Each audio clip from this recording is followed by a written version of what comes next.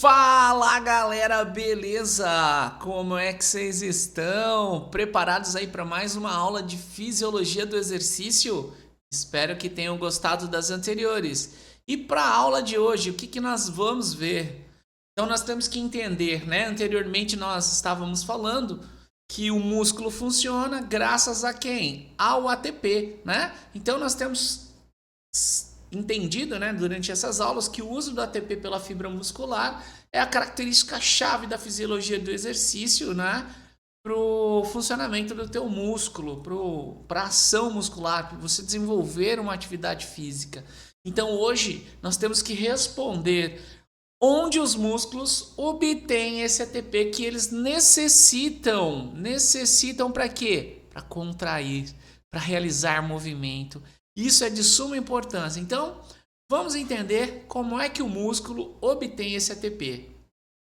Bom, o ATP, como vocês sabem, ele é fundamental para quê? Trabalho mecânico, onde o músculo contrai, relaxa e gera movimentos. Também é importante o trabalho químico, converter glicose em glicogênio, né? Glicerol mais ácidos graxos livres em triglicerídeos, aminoácidos em proteínas. E sem contar que ele trabalha no transporte. Bomba de cálcio precisa de ATP. A famosa bomba de sódio e potássio precisa de ATP. E de onde vem este ATP? Esse ATP pura e simplesmente vem de onde? Olha aqui para o slide. Dos nossos macronutrientes, das nossas biomoléculas, que são proteínas, carboidratos e gorduras. São os 3 macromoléculas que vocês observam aí, ó, aí no slide. Então presta bem atenção que agora nós vamos entender um pouquinho sobre como obter ATP através dessas macromoléculas. Bom, olha esse gráfico, que coisa mais linda, né? Se a gente pensar numa cidade grande como São Paulo, lá tem várias ruas, várias avenidas, né? E é a mesma coisa nosso sistema metabólico. Tem várias vias, várias e várias vias, umas maiores, outras menores. E essas vias vão sinalizar a formação da molécula de ATP. E aí, claro, essa formação da molécula de ATP, nós damos um nome, né, que vai acontecer lá na tua célula, reações químicas e físicas, e que são nada mais, nada menos que o nosso metabolismo. Então nós vamos obter ATP através do metabolismo. Então, galera, o que é esse metabolismo que nós precisamos estudar? São essas vias aí que, ó, vocês enxergam no slide, né? Aqui, ó, no slide, vocês vão ver essas vias metabólicas, este metabolismo como um todo. Então, resumindo, o que é metabolismo? Metabolismo não é nada mais, nada menos que reações químicas e físicas que vão acontecer nas suas células, né? Transformando macromoléculas em micromoléculas e vice-versa. Então, essa transformação química e física de moléculas que ocorrem na tua célula pode ser dividida em 2 fases ou 2 etapas. A primeira delas, anabolismo, e a segunda delas, catabolismo. E o que vem a ser então anabolismo e catabolismo? Bom, catabolismo é sempre algo que está sendo destruído. Então, por exemplo, eu tenho um glicogênio, passa por um catabolismo e vira glicose, várias glicoses. E ao contrário, é o que nós chamamos de anabolismo. Eu tenho várias glicoses que eu posso converter em glicogênio. Então, resumidamente, o processo catabólico não é nada mais, nada menos que a destruição de uma substância grande em uma substância pequena, ou uma substância complexa, uma substância simples. E do mesmo modo, né, inversamente proporcional, nós vamos ter o anabolismo. O que é o anabolismo? Não é nada mais, nada menos que o processo de construir substâncias maiores advindas de substâncias menores. Bom, agora como é que acontece esse processo metabólico no nosso corpo? O que regula, né? O que acelera, o que desacelera esse processo metabólico?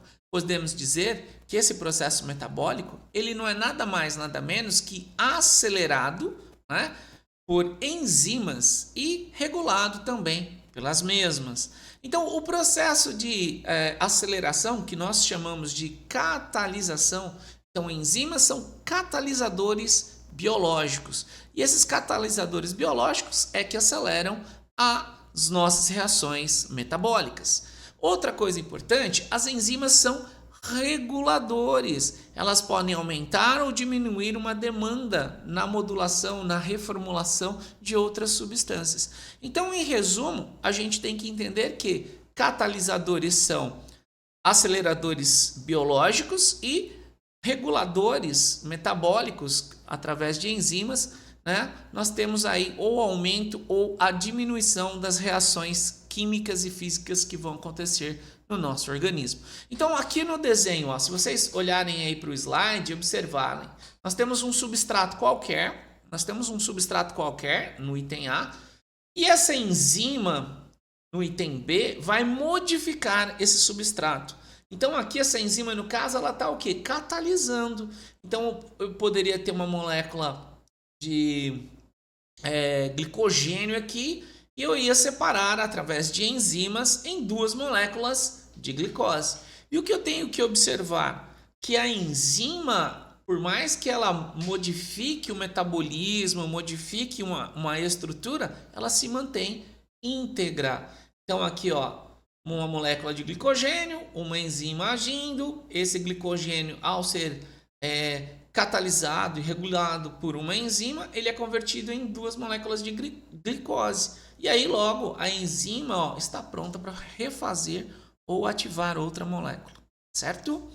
Bom, então, entendendo que o músculo precisa de ATP, entendendo que esse músculo vai buscar ATP através do metabolismo e esse metabolismo é acelerado e controlado por enzimas, né? Onde os músculos obtêm ATP que eles necessitam para o trabalho, para a contração muscular, para gerar movimento. Então, vamos responder essa pergunta agora. O ATP, que vocês estão observando aqui na figura, né? Aqui no slide ao lado, vocês vão enxergar aí a molécula de ATP. O ATP ele é formado por uma adenina, que é uma proteína, ele é formado por uma ribose, que é um açúcar. Então, adenina mais ribose forma adenosina. E nós temos aqui, ó, 1, 2, 3 grupos fosfatos. Então, essa é a energia que teu músculo precisa para contrair e gerar movimento, certo? Então, o seu músculo só funciona com essa molécula. Nós temos essa molécula em estoque intramuscular. Então, a tua fibra muscular tem ATP? Tem. Porém, nós precisamos de uma quantidade suficiente para contrações de tempos mais duradouros. 10 segundos, 20, 30, 1 minuto, 15, 1 hora, 2 horas, 4 horas, 24 horas. Qual é o tempo que você se exercita? Qual é a prova que você gosta? Qual é o esporte, a modalidade que você curte? Então, sempre, independente de qual for o teu esporte, a tua prova, a tua modalidade, você sempre vai precisar de ATP. E aqui nessa figura já mostra para vocês de onde pode vir esse ATP, aonde nós podemos produzir esse ATP. Todo ATP acumulado na tua célula dura 1 segundo. Ele te propicia atividades de 1 segundo. O que eu faria? Praticamente nada. Por isso que nós precisamos obter ATP de outras formas. E aqui cito 2 formas bem importantes. Tá? Uma que vai acontecer no citoplasma da célula, ou no caso da fibra muscular, vai estar acontecendo aonde? Vai estar acontecendo no sarcoplasma. Geralmente, essas atividades de realizar a formação de ATP No citoplasma, no sarcoplasma, são atividades metabólicas anaeróbias. Então, nós vamos produzir ATP no citoplasma das células, no sarcoplasma das células, de forma anaeróbia. Mas também podemos produzir ATP aonde? Nas mitocôndrias. E claro, essas mitocôndrias geram para nós ATP de forma aeróbia. Então nós temos duas vias de produção de ATP. Primeira via anaeróbia, segunda via aeróbia. E nós vamos entender um pouquinho mais dessas vias na próxima aula. Valeu, galera! Fui!